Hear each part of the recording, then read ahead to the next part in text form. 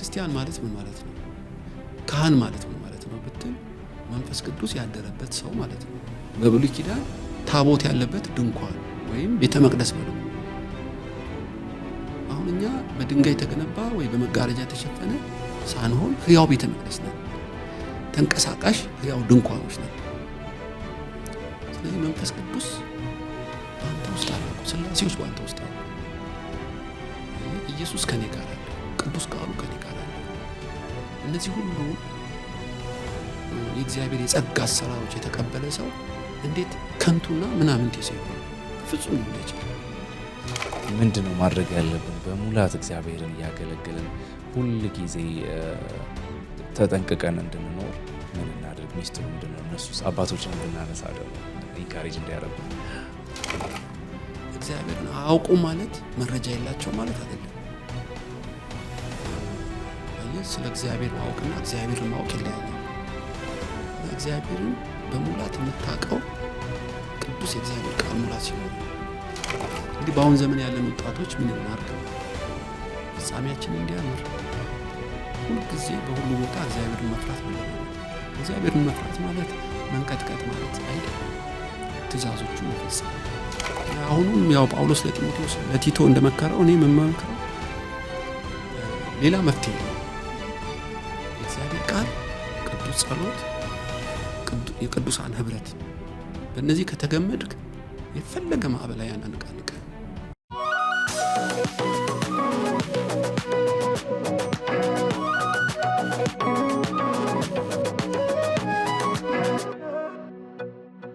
ሰላም እንኳን ደህና ቆያችሁ። የመልሕቅ ፖድካስት ነው። ዘወትር ቅዳሜ ምሽት ከ2 ሰዓት እስከ 3 ሰዓት በተስፋ ቲቪ፣ በተስፋ ብሮድካስቲንግ ኔትወርክ ዩቲዩብ ቻናል እንዲሁም ደግሞ ኦዲዮ ቨርዥን ለምትሰሙ በሁሉም የኦዲዮ ቨርዥን ፖድካስት ሊስኒንግ ኦፕሽኖች ያገኙናል። ዛሬም እንደተለመደው ከአዲስ እንግዳ ጋር፣ በእርግጥ አዲስ አይደሉም፣ ከዚህ በፊት እኛ ጋር ቀርበው የእግዚአብሔር ዝምታ እግዚአብሔር ዝም ይላሉ በሚል ሀሳብ ተወያይተናል። የዛሬ እንግዳችን ቄስ ትዕግስቱ ናቸው። ከእሳቸው ጋር የምናደርገውን ቆይታ አብራችሁን ቆዩ። እንኳን ደህና መጡ ቄስ። እንኳን ደህና ቆያችሁ ዮናስ። ከዚህ በፊትም ያው ዮኒ እንዳለው ከዚህ በፊትም መጥተው ነበረ። በጣም ጥሩ ቆይታ ነበር የነበረን። ብዙ ምስክርነቶችንም ሰምተናል። እግዚአብሔር ይመስገን ስለዛ እና ቃል በገባ ነው መሰረት እሳቸውም ቃላቸውን አክብረው እንደገና ተገናኝተናል። ዛሬም ደግሞ በሌላ በቆንጆ ቶፒክ ተመልሰናል። እንኳን ደህና መጡ። በጣም ደስ ብሎናል ስለተገኙ። በዚህ ደስ ብሎኛል። እርስዎ ያሉ አባቶችን ስናገኝ ሁሌ ደስ ይለናል። ምክንያቱም ብዙ ምክር ነው የምናገኘው። የባለፈውም ዶዲ እንዳለችው በጣም ብዙ ሰው ነው ምስክርነት የላከልን እግዚአብሔር ዝም ይላሉ የሚለውን ሀሳብ። ብዙ ገመድ የጣሉ ሰዎች አሉ፣ ብዙ ኦዲዮዎች ተልከውልናል እና ስለዛ አገልግሎት እግዚአብሔር እናመሰግናለን። ዛሬም ደግሞ ስለ አገልግሎት ሞር እናነሳለን። ስለ ክህነት ከብሉይ ኪዳን ጀምሮ የነበረውን ስርዓት በምን አይነት ክብር ነው ሰው እግዚአብሔርን ሲያገለግል የነበረው እና ወጣቶችን በትምህርታቸው፣ በስራቸው፣ በሁሉ ነገራቸው በምን አይነት መንገድ ነው መንቀሳቀስ ያለብን የሚለውን ሀሳብ አንስተን እናወራለን። ከዛ በፊት ግን የብዙ ሰው ጥያቄዎችን አንስተን ነው የምንጀምረውና ቄስ ትዕግስቱ መጽሐፍ አይጽፉም ወይ? አሁን የመጡልን መጽሐፎች አሉ። በቅርቡ አባቶችን ስናገኝ ጠይቃለን። ብዙ ነገር ነው እርሱ ውስጥ ያለውና ምንድነው ሀሳቡ? አለዎት ወይ ሀሳብ? ብዙ ወዳጆቼ ይህን ጥያቄ ያቀርቡልኛል። በአገልግሎት ከመቆየቴ ከእድሜም የተነሳ አሻራ መጣል ተገቢ ነው። መጽሐፍ እኔም ማምንበታለሁ። ብዙ ነገር አለ ውስጤ። ግን አንዱ የተቸገርኩት እርፍ ያለ ጊዜ አጣሁ። ለምን? ካህን ስለሆንኩ ማለት የቤተ ክርስቲያን የሙሉ ጊዜ አገልጋይ ማለት ስለሆንኩ ብዙ ነገሮች አሉ ውስጡ እና ጸልያለሁ። ይሄን የሚያበረታቱኝ ሰዎች አስነስቶልኛል። እኔ እንድጽፍ በየሳምንቱ የሚጎተጉቱኝ፣ ወጪም ካለ እንሸፍናለን ያሉኝ ብዙ ናቸው። ተስፋ አደርጋለሁ እኛም ተስፋ አድርገን እንጠብቃለን። ያ በእርግጥ ያው መጽሐፍ አልጻፉም እንጂ በዚህ ጄኔሬሽን በጣም ኢምፓክትፉል አገልግሎት ነው። ደግሞ እኛ ጋርም ተገኝተዋል። ግን ብዙ ቦታም አቬይለብል ነው። በጣም ብዙ ቢዚ እንደሆኑ እናውቃለን። ግን እኛንም አክብረውን ይገኛሉ። ሌሎችም ሰዎች ጋር ለማገልገል በጣም አቬይለብል ናቸው እና ኖትና አቬለብል ኖትና በጣም ይሄን ደግሞ አፕሪሺየት እናደርጋለን። በእርግጥ መጽሐፍ ጥሩ ነው፣ ግን ኢምፓክቱ ደግሞ ቀላል አይደለም። አሁን ላይ ራሱ በዚህ ጄኔሬሽን እያደረጉ ያሉትና ስለዛ እግዚአብሔር ይባርኩት። አንድ ብዙ ጥያቄ ባለፈው ስለጠየቅን አንዳንድ ጥያቄዎችን ነው ደግመን እየጠየቅን ያለ ነው።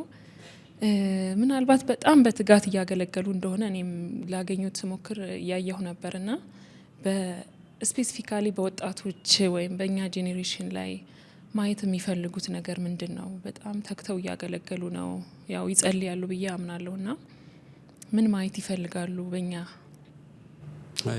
ያው አንተ ብትለኝ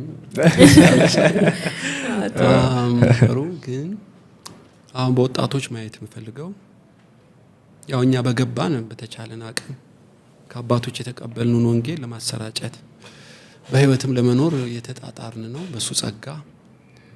ግን ይህን እንደ በትር ተቀብለው የቅብብሎች ጉዳይ ስለሆነ እኛን የሚበልጡ የማያሳፍሩ ወጣቶች ብዙ ተተኪዎች ቢኖሩልን እናፍቃለሁ። እና ውጭ ሀገር ሰምተህ አይተህ ከሆነ ብዙ ትልልቅ ቸርቾች ባዶ እየሆኑ አንዳንዶች እየተሸጡ ስታይ ልብህ በጣም ይጎዳል። እና በዘመኑ የነበሩት ሰዎች ስለ ቀጣይ ትውልድ አልሰሩም እንዴ ብዬ ለመውቀስ አይደለም። የአሁኑ ትውልድ ፈተናው ከኛ የተለየ ስለሆነ እና እንግዲህ ኢትዮጵያ ተስፋ በቁጥርም ብዙ ወጣቶች ስለሆኑ የሚበልጡት እነሱ የአባቶችን ቅዱስ ወግ አስቀጥለው ከኛ የበለጠ ማሳፈሩ ሰራተኞች ባሉበት ሁሉ ቢሆኑ ማየት እናፍቃለሁ። እግዚአብሔር ታማኝ ነው፣ ይሄን ያደርጋል ደግሞ ብዬ አምናለሁ። ጸሎታችንም እንግዲህ ታላቅ አገልጋይ የምትባለው አንተ በሌለህ ጊዜ ወይ ሩጫህን ስትጨርስ የጀመርከውን የሚቀጥል ስታስገኝ ነው። ካለዛ በከንቱ ደከምክ። እና ትዝ ይልሃል ሕዝቅያስ ለእስራኤል ከባድ ስብራት ያመጣ ንጉስ ነው። በእኔ ዘመን ሰላም ከሆነ በልጄ ዘመን የፈለገው ይምጣ ብሎ የስንፍና ቃል ተናግሯል። እና ከዘፍጥረት እስከ ራእይ የሕዝቅያስ ልጅን ያክል ኃጢአት የሰራ ያለ ሰው አይመስለኝም። እና ብዙ የእስራኤልን በንጹህ ደም ሞላት፣ ጣዖት አመለከ። ይብል ልጁ ለአጋንንት ሰውቷል። እና ባቢሎን እስራኤልን እንድታጠፋ ምክንያት የሆነው ተተኪ ወጣት ስላላዘጋጀ ነው። እና አሁን አብርሃም ሳይሆን አብርሃም ለምን አለው? ታላቅ አባት ማለት ነው። ካንተ በኋላ ጽድቅና ፍርድን በማድረግ የእግዚአብሔርን መንገድ የሚከተሉ ልጆች ስላፈራህ ስምህን ቀይሬዋለሁ አለው። የአብርሃም ክብር ከሱ በኋላ ያሉ ወጣቶችን ልጆቹን እግዚአብሔርን የሚፈሩ መንገዱን የሚከተሉ ልጆችን ስላፈራ ነው ማለት ነው። እንግዲህ እኛም ደስታችን ፍጹም የሚሆነው ያው እናንተ ወጣቶች ከኛ በሚበልጥ ፈራህ እግዚአብሔር በመንፈስ ቅዱስ ተቀጣጥላችሁ በቃልም በስራም እንደ ጢሞቴዎስ ተተኪዎች ስናገኝ ደስ ይለናል፣ ተስፋ እናደርጋለን። ያው ትልቅ ጸሎትም ነው ሀሳብ ነው ብለን እናስባለን። ከዚህ ጋር ተያይዞ እስቲ ወደ ሀሳባችን ከመጣችን በፊት እስቲ ስለ ወጣትነት ትንሽ ነገር ብናወራ ደስ ይለናል። ያው ከዚህ በፊት አውርተን እናውቃለን ከብዙ ሰውም ጋር ወጣትነት እንዴት ነው የሚያዩትና እንዴት ነው መያዝ ያለበትስ ብለው ያስባሉ? ምክንያቱም እኛ ኦዲየንሶቻችን ወጣቶች ስለሆኑ ወጣትነት አንዳንድ ጊዜ ወደፊትንም የማበላሸትም የማቅናትም እንትና ቤዛ አለውና ጢሞቴዎስንም እያነሱ ነበረ በመጽሐፍ ቅዱስና ወጣትነትን ሲያዩ ምን ትዝ ይሉታል? ምንድነው ትውስታው? እንደገና ደግሞ እንዴት ነውስ መያዝ ያለበት እንደ ክርስቲያን የሚለውን ብናነሳ። እኔ ያየ ወጣት ሆኜ ወደ ኋላ ትዝ የሚለኝ እድለኛ ነኝ እላለሁ። በእውነት በጣም መጽሐፍ ቅዱስን እንደወድ የሚያደርጉኝ እኩያዬ የነበሩ ከኔም የሚበልጡ አባቶች ነበሩ። እና እንደናንተ ብዙ ፈተና የለንም፣ ያው ጥቂት ነው ፈተናችን። እና መጽሐፍ ቅዱስን በጣም እናነብ ነበር። ስንሄድም ቤተክርስቲያን የምናየው ፈራህ እግዚአብሔር ያለው ምእመን ነው። ዓለም ፈተናዋ ቢኖርም እንደ ዛሬው ግን አይደለም። እና በዛን ጊዜ ስንቅ ሰብስበናል ነው የምልህ። አሁን እኔ ያለሁትን ህይወት የምኖረው ያኔ ባስቀመጥኩት መንፈሳዊ ስንቅ ነው። በተለይ ተወዳዳሪ የሌለው የቅዱስ የእግዚአብሔር ቃል ነው። ያኔ ሳነበው አገለግላለሁ ብዬ አይደለም ለራሴ ነው ማነበው። ይገርማል። ግን ውስጤ እንደ ዘር ለካ በቅሏል እና ፍሬ እየፈራ መብል ሆኗል ለካ። እና አሁን ብዙዎች የምሰብከው ያኔ ድሮ በልጅነቴ የተቀመጠው እና እሱ ክፉን ነገር እንድንዘለው ረድቶናል። እንግዲህ ማዕበል አለ በየክፍለ ዘመኑ የራሱ የሆነ ቻሌንጅ እኮ አለው። ነገር ግን ያንን ድል ለመንሳት እንድንችል የረዳን በጣም ቅዱስ የእግዚአብሔር ቃል እና 2 ፈርሃ እግዚአብሔር ነው። እና እግዚአብሔርን እንፈራለን። 24 ሰዓት ሁሉ ቦታ ያየናል ብለን ነው የምናምነው። ስለዚህ እንደ ዮሴፍ ከቤተሰብን ብትርቅ የቅርብ ሰው ባያቅህም እግዚአብሔር ያያል የሚል በጣም አቋም ነበረ።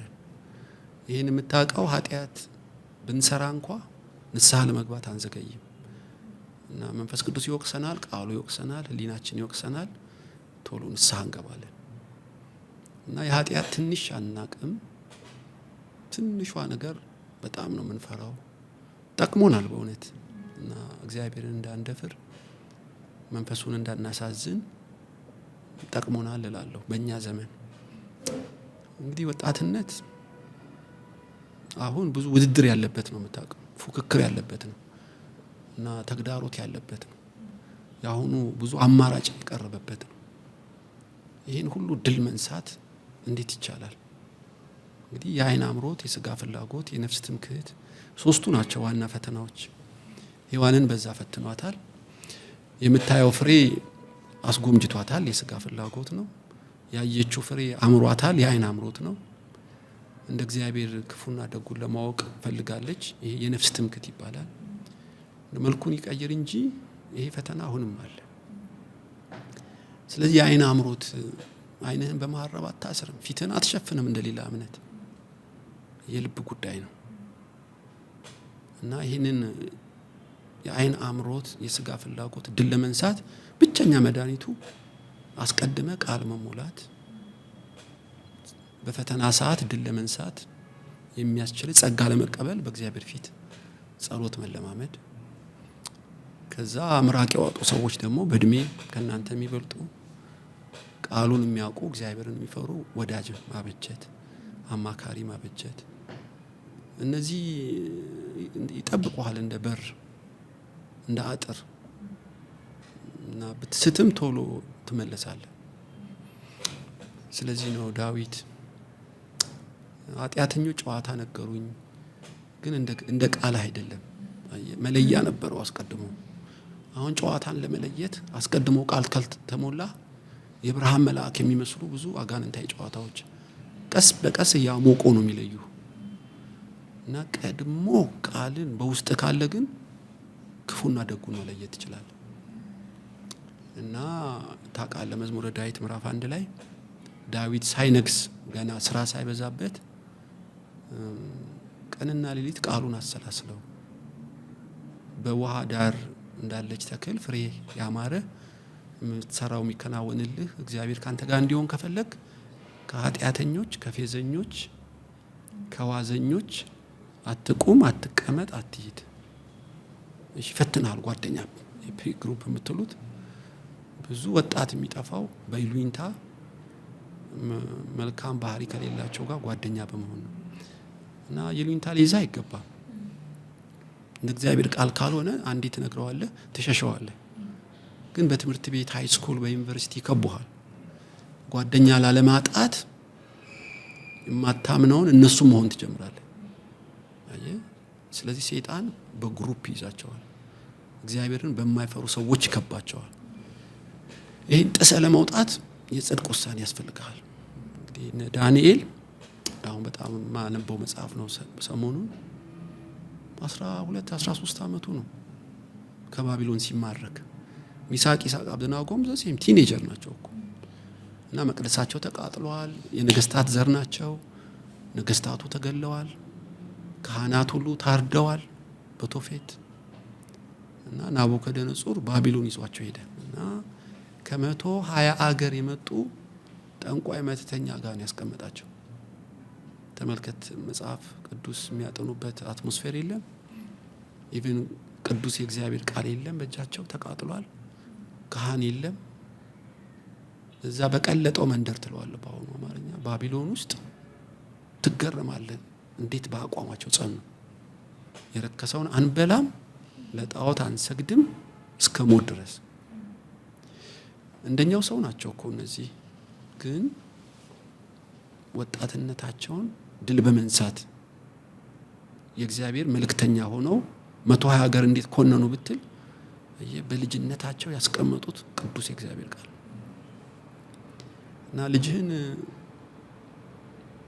ቅዱስ ቃሉን ከነገርከው ባረጀ ጊዜ ፈቀቅ አይልም።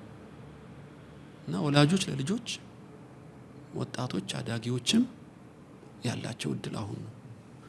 እና በጣም አግሬሲቭሊ ቃሉን ምጥጥ አድርገው ውስጣቸው ካስቀመጡ ንፋስና ጎርፍ ሲመጣ ድል የመንሳት አቅም ያገኛሉ። ስለዚህ ነው ለጢሞቴዎስ አባትህ አሕዛብ ነው፣ ፍርሃት አለብህ፣ የበታችነት ስሜት አለ። ግን ልጄ ጢሞቴዎስ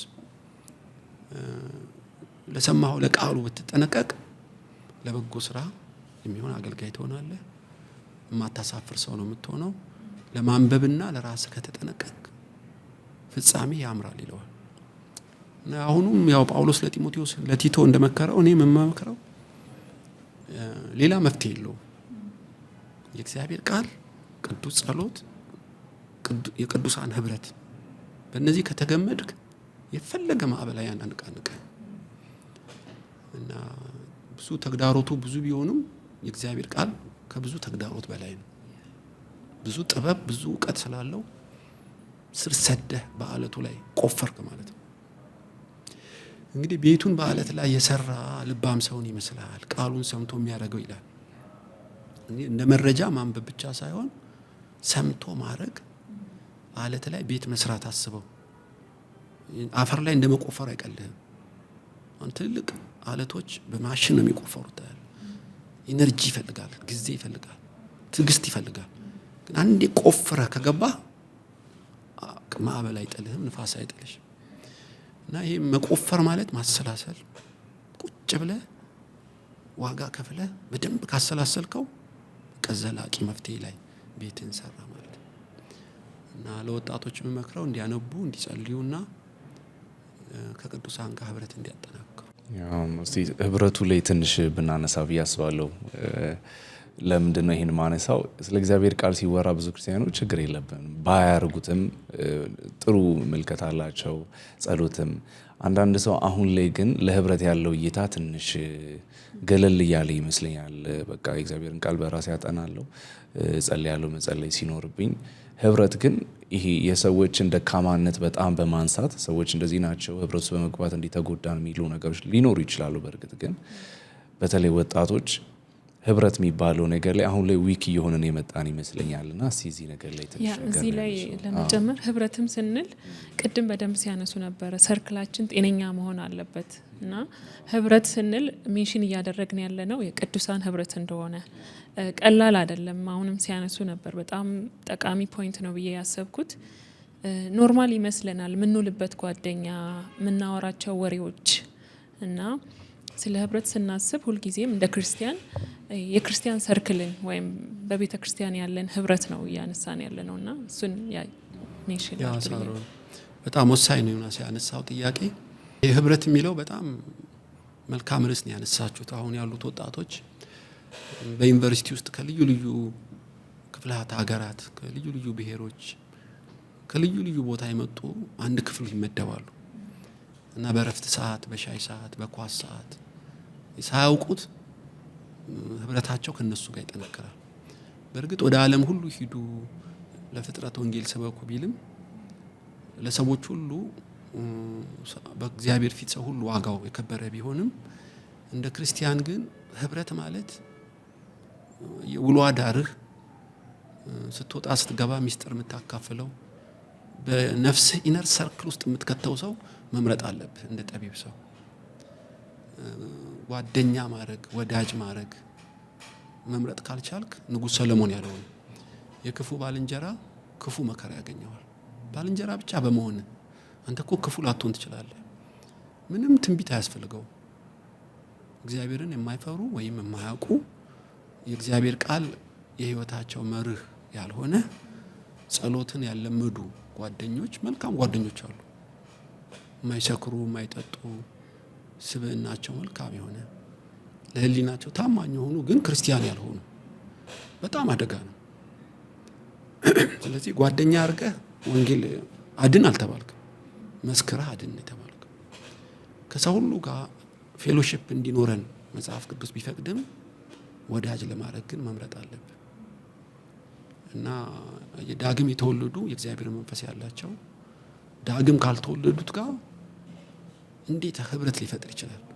ሸክላና ብረት አንድ ላይ ማድረግ እኮ እንደማትችል እና ጥንቃቄ ይጠይቃል በእውነት። እንግዲህ ከዘፍጥረት ጀምሮ ስታይ አሁን እባብ ፍሬ የበላችሁ እኮ የእባብ ጓደኛ ሆና ነው ሔዋን። እባብ ምን ማለት ነው? በዕብራይስጥ እጅግ የሚያምር የሚያንጸባርቅ ማለት ነው። ቀንድና ጭራ ያለው ጭራቅ አይደለም የመጣባት፣ እጅግ እግር ነበረው ሳይረገም። እንግዲህ ወንዝ ሊያሻግራት ይችላል፣ ሌባና ፖሊስ ሊያጫውታት ይችላል። የአዳም ብዙ ስራ ስለበዛበት ጊዜ የሚሰጥ አገኘች ማለት ነው። ግን አደጋውን ፍጻሜ ላይ ነው የምታየው። ሰይጣን የተዋሰው ሰው ነው፣ እንስሳ ነው። የተከለከለ ቦታ ወሰዳት እና በሚያምር ጓደኛ በሚመስል ውስጥ ነው መርዝ የረጨባት እና መቼና የት ማኑ እንደሚያስነካ አታውቅም። አልተጠበቀችም። አየህ፣ ውጫዊ ገጽታውን ያየችው እንጂ የሚጠቀምበትን አላየችም። ምናልባት ዛሬ መልካም የሆነው ሰው መቼ እንደሚዋሰው አታውቅም ሰይጣን። እና ክርስቲያን ከሆነ መንፈስ ቅዱስ ይወቅሰዋል። የድፍረት ኃጢአት ላያሰራ ይችላል። ግን የመረጥከው ጓደኛ ፈርሃ እግዚአብሔር ከሌለው የጊዜ ጉዳይ ነው። እንደ እርሾ ነው የሚያደርግ። ሊጥን እርሾ እንደሚያቦካው ጥቂት እኮ ስንፍና ነው መልካሙ ነገር ሁሉ ያጠፋብሃል። ስለዚህ እንደ ጠቢብ ክርስቲያን ወጣት ባልንጀራህን መምረጥ። አንድ ምሳሌ ልስጣቸው ማድረሳው። የዳዊት የበኩር ልጅ አምኖን ይባላል። ዳዊት በጣም ነው የሚወደው። ተመልከተ፣ የተቀባና ንጉስ አባት አለው፣ ግን አልተጠቀመበትም። በጣም ነው የሚወደው። ንጉስ ነው፣ የተቀባ እኮ ነው፣ ነብይም ነው ዳዊት። ግን እንደዚህ በቅርቡ ወዳጅ እያለው አምኖን አልተጠቀመም። በጮቤ ተወግቶ ከእህቱ ጋር ዝሙት ሰርቶ ነው የሞተው። ለምን ለዚህ ስንፍና በቃ ብትል ጓደኛው ነው ለዚህ ያበቃው። ኢዮናዳብ የተባለ አንድ ብልህ ጓደኛ ነበረው እና ይሄ ኢዮናዳብ ለምን ከሳህ አለው። ምግብ አታህ አይደለም ማለቱ ነው። ያከሳው የግብረ ሥጋ ግንኙነት የፍትወት ስሜት እንደሆነ ገብቶታል። ትማር፣ ቆንጆ ነች፣ አብሬ እንዳልተኛት ድንግል ነች፣ ቦዲጋርድ አላት። እሷን እጄ እንዴት እንደማስገባ ዘዴ ያጣዋሉ። ምንም 2 ቀን ላስባላለሁ። ታምም ያለው ብለተኛ ቀጫጫ ስለሆንክ አባትህ ሊያስታምም ይመጣል እና ወጥ ሰሪ ያልተመቸኝም ትማር ፍትፍት ነገር ታጉርሰኝ በለው። መኝታ ቤት ልታጎርስ ስትል ጨርሰዋል። አጋንንታዊ መገለጥ ሰጠው። አምኖን አረፈደበትም ይሄን ተግባራዊ ለማድረግ። እንዴት ተሰወረብኝ ይሄ ሚስጥር እስኪል ድረስ አሁን ይመስልሃል ኢዮናዳብ ይሄን የመከረው፣ ግን ሰይጣን ኢዮናዳብን ተውሶ ነው እና የተለኮሰው እሳት መዘዙ በቀላሉ አልበረደም። የአምኖን ህይወት ቀጨ። ጸጋ እንዳይካፈል አድርገው።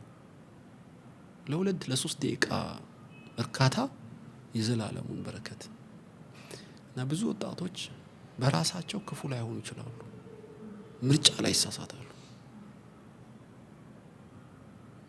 አሁን የእስራኤል ቤተ መቅደስ አንድ ነው፣ በኋላ እንመጣበት ይሆናል። 3 ክፍል አለው። አንዱ ቅድስተ ቅዱሳን ይባላል። ሊቀ ካህን በዓመት አንድ ይገባበታል። ሁለተኛው ቅድስት ይባላል። ካህናት ብቻ ነው የሚገቡበት። እንጀራ ቅዱስ መስዋዕት የሚያቀርቡ ሻማ የሚለኩሱበት ነው። ቅድስት አካባቢ ካህናት ነው። ሶስተኛው እንደ አደባባይ ይባላል።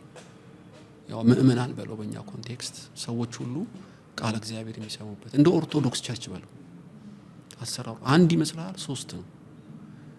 የሰው ህይወትም እንደዛ ነው። አንድ ብትሆንም ኢነር ሰርክል ውስጥ በውስጥ የሚገባው ሊቀ ካህኑ እንደሆነ ለእግዚአብሔር የተጠበቀ ነው። ለመንፈስ ቅዱስ ለክርስቶስ የተጠበቀ ነው። ደግሞ ልክ እንደ ቅድስት እግዚአብሔርን የሚፈሩ ካህናት እንደሚገቡባት ኢነር ሰርክል ውስጥ ለሁሉ ልትከታ አትችልም። ልብ የሚስጥርን የምታካፍለው አብረህ የምትጸልየው እግዚአብሔርን የሚፈሩ ደግሞ ራቅ አድርገህ ደግሞ እግዚአብሔርን የማይፈሩ ለሰው ሁሉ ለቅሶ ሰርክ ትደርሳለህ። ግን እስከ ውስጥ ልብህ በር ሁሉ ክፍት ከሆነ ማንም የሚገባብህ ከሆነ አደጋ ውስጥ ነው። ራሱን የማይገዛ ሰው ቅጥር እንደሌለው ከተማ ነው እና በር ሊኖር ይገባል። አንዳንዱ ሃይ በዲስታንስ ትለዋለህ፣ አንዳንዱን ሚስጥር ትነግረዋለህ። እንዲህ ነው እና ለሁሉ ሰው እኩል መሆን አትችልም። ሰው ሁሉ እኩል ስላልሆነ እና እግዚአብሔርን የሚንቁ ኃጢአትን እንደ ውሃ የሚጨልጡ ለመገሰጽ ከእግዚአብሔር ሩቅ ለሆኑት ግድ ነው ራስን መሸሽ አለብህ። ሽሽ እኮ ነው የሚልህ። አንዳንዱ በመሸሽ ነው ድል የምትነሳው እና አሁን ከዝሙት ሽሽ ይልሃል እንጂ በኢየሱስ ስም ብለህ ተቃውሞ አይልህም። የምትቃወመው ጊዜ ያለው ሰይጣንን ትቃወመዋለህ። ዝሙት ለምሳሌ ራስን በኃጢአት ልትጥል ዙሪያ ታንዣበበች እየጸለይክ እሷን መጋፈጥ አትችልም። መሸሽ ነው ከእንዲህ ያለ ሰው። ለምን ማግኔታዊ ስበት አለው ወይ ስጋ ስለለበስን እና ወጣቶች እንግዲህ አብረው ከተቃራኒ ጾታ ጋር ወይም ተመሳሳይ ግንኙነት ካላቸው ጓደኞች ጋር ህብረታቸውን መፈተሽ አለባቸው። ለመውደቅና ለመነሳትህ በጣም ወሳኝ ነው በእውነት። እና መለኪያው እግዚአብሔርን ይፈራል ወይ? ዳግም የተወለደ ክርስቲያን ነው ወይ? ለእግዚአብሔር ቃል ክብር አለው ወይ? ካልሆነ የጊዜ ጉዳይ ነው፣ ትወድቃለህ፣ በጣም ዋጋ ትከፍላለህ። እና ለአሁኑ ወጣቶች የምመክረው በወዳጅ ላይ በባልንጀራ ላይ ምርጫ ጥንቃቄ ማድረግ አለባቸው። በጣም በተለይ ከመቅደስ አንጻር ያነሱትም ነገር ዛሬም ከምናነሳው ጋር የተያያዘ ነው የሚሆነው። ሞር ይሄ ኢነር ሰርክልን መጠበቅ በጣም ትልቅ ጥበብ ነው። እኛም ተምረንበት ወጣቶችን በጣም ይማሩበታል። ኢነር ሰርክልን መጠበቅ፣ ከዛ ሁለተኛውን ከዛ ደግሞ አደባባዩን ብለው ያስቀመጡት በጣም ትልቅ ነገር ነው። ዛሬም ያው አገልግሎት ከህይወት የሚመነጭ ነገር ስለሆነ ወደሱ ከመምጣታችን በፊት የመጀመሪያውን ስርዓቶች ብናነሳ እርሶም ካህን ስለሆኑ የክህነት አገልግሎት ጅማሬን ከዛ እንዴት ነበረ አገልግሎቱ የሚለውንና እንዴት ነው ምርጫውስ የነበረው? አንድ ካህን ሲሆን አንድ ሰው ለእግዚአብሔር አገልጋይነት ሲመረጥ በምን አይነት ስርዓት ነበር የመጣው የሚለውን ጀምረን ወደኛ እንመጣለን። በብሉይ ኪዳን ሜሮን በሳሮን በብሉይ ኪዳን ታውቃለህ፣ ምናልባት መልከጼዴቅ የሚባል ካህን አለ። አባት እናት የለውም፣ ለትውልዱም ቁጥር የለውም። የሳሌም ንጉስ ነው ይለዋል። አንድ ሪፈረንስ አስቀምጧል። በእርግጥ እሱን ወደፊት እንመጣበት ይሆናል። ግን በብሉይ ኪዳን የክህነት ማዕረግ የተጀመረው ከሌዊ ዘር ነው። ያዕቆብ 12 ልጆች አሉት። ዲና 13ኛ ነች። ያው ሴት ስለማይቆጠር ነው እንጂ እና እነዚህ 12 ልጆቹ ያዕቆብ ከላባ ልጆች ከራሄል ከሊያ ከዘለፋና ከባላ የወለዳቸው ናቸው። እና ከ12ቱ የመጀመሪያው ሮቤል ነው። ከዛ ሁለተኛው ስምዖን ነው። ሶስተኛው ሌዊ ነው። ሌዊ ማለት እግዚአብሔር ወደ እኔ ይጠጋል እንደማለት ነው የስሙ ትርጉም። አሁን ይህንን የነገድ የ12ቱን ነገድ ዘር ተከተለ ስትሄድ አሮን ሙሴና ማርያም የሌዊ ዘር ናቸው፣ የሌዊ ግንድ ናቸው። እና ይሄ ሌዊ በእርግጥ አብርሃም ወገብ ውስጥ ነበረ። አስራት ለመልከጼዴቅ ሰጥቶታል ይላል። እሱ ጥልቅ ቃል ነው፣ በኋላ እንመጣበታለን።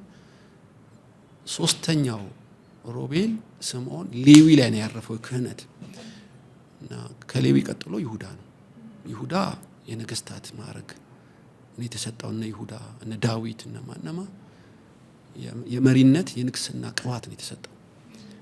እና ሌዊ ግን የክህነት ማዕረግ ተሰጠው እና ይሄ ሌዊ አሮን የሌዊ ዘር ነው የሚልህ። ስለዚህ እግዚአብሔር ሙሴን ሲጠራው ያው የሌዊ ልጅ ነው እሱ። ለአሮን ክህነትን ሰጠው እግዚአብሔር እና ሌሎች ነገዶች ወታደር፣ ገበሬ፣ ነጋዴ መሆን ይችላሉ። ሌዊን ግን የያዕቆብ 3ኛውን ዘር በሙሉ ለክህነት አጨው ማለት ነው። እንዳለ ነገዱን የሚያስገርም ነው። ሌዋውያን ይባላሉ። ወደ ካህናት ከመምጣት በፊት ስለ ሌዋውያን ገብተዋል። ሌዋውያን ማለት የሌዊ ልጆች ማለት ነው። ባጭሩ ከሌዊ የተቀዳ ነው ሌዋውያን። ያ እንዳልኩ የዚህ ሌዊ የያዕቆብ 3ኛ ልጅ ነው። ለምንድን ነው ለክህነት ሌዊ የተመረጠው? ታላላቆች ሮቤል፣ ስምዖን እያሉ ብዬ አጠናው። በግልጥ የተጻፈ ባይኖርም ምገምተው ግን አለኝ።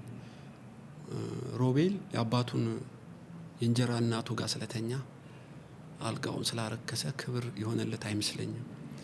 ስምዖን በዲና ምክንያት እህቱ ነች፣ የአባቴ እናቱ እህት ነች፣ በአባት በእናት የተወለደች እና ሌዊን አሳስቶት ብዙ ደም አፍስሷል።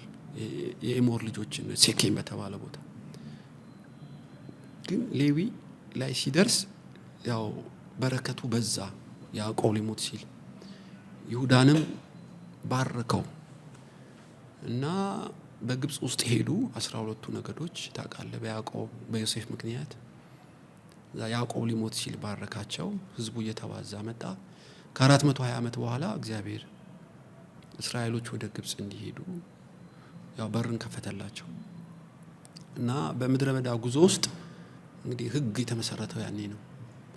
በሲና ላይ እግዚአብሔር ተገልጦ ለሙሴ የክህነት አገልግሎት ከዚሁ ከእስራኤል ነገድ ውስጥ አንዱን ሌዋውያንን ለራሱ እንደ በኩር ልጅ በለው መንፈሳዊ አገልግሎትን እንዲመሰርቱ ሌዋውያንን በሙሉ ቀደሳቸው።